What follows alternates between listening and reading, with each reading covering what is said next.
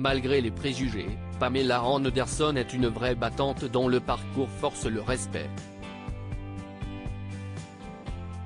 CIST Ce que donne à voir Pamela, A Love Story, documentaire consacré à la vie de star et apparaître sur Netflix le mardi 31 janvier 2023. Télé Loisirs a pu le visionner. On croyait tout connaître de Pamela Anderson, tant sa vie a été disséquée par les magazines du monde entier. Mais qui est réellement la femme, derrière la figure artificielle de la starlette blonde, sexy et ingénue qui lui colle à la peau?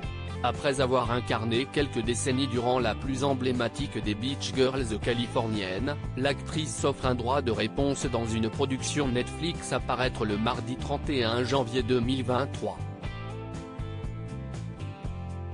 CIST à travers Pamela, A Love Story, un documentaire touchant que Télé Loisirs a pu voir, qu'elle livre sa version des faits. Au programme, une plongée dans ses archives personnelles, les témoignages de ses proches et un retour touchant sur des épisodes inconnus ou incompris du grand public. L'occasion de s'arrêter sur son enfance, période traumatisante pour Pamela. J'ai essayé de la poignarder en plein cœur avec un stylo si long a surtout retenu la success story de la jeune fille opérée pendant un match de foot pour sa plastique parfaite. L'histoire de Pamela Anderson commence quelques années plus tôt, et de façon plus dramatique. Retour sur l'île de Vancouver, d'où elle est originaire.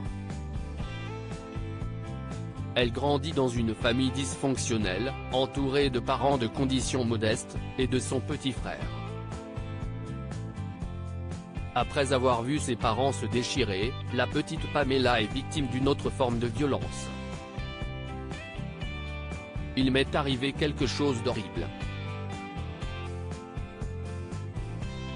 J'avais une baby-sitter et mes parents pensaient qu'elle était gentille parce qu'elle nous faisait des cadeaux mais elle abusait de moi.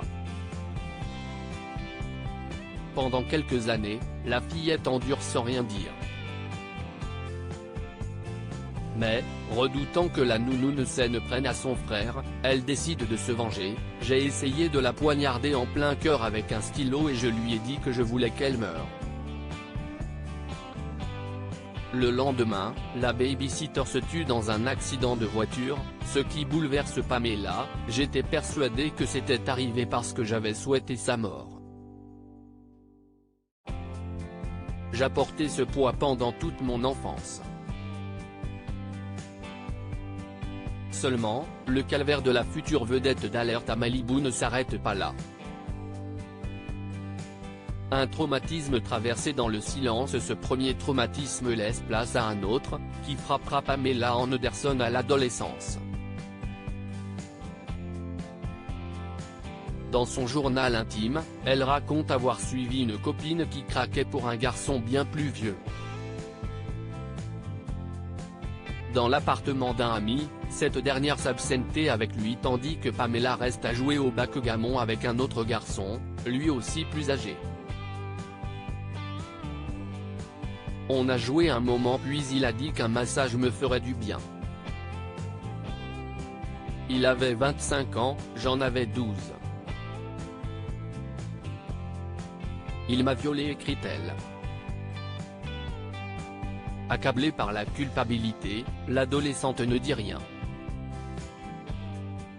J'ai cru que c'était ma faute. Ma mère pleurait tout le temps à cause de mon père, je ne voulais pas la faire souffrir encore plus. Cette expérience violente fait de Pamela Anderson une jeune fille très timide et bourrée de complexes. Autant de blocages physiques et psychologiques dont elle se libérera grâce à sa carrière de modèle chez Playboy.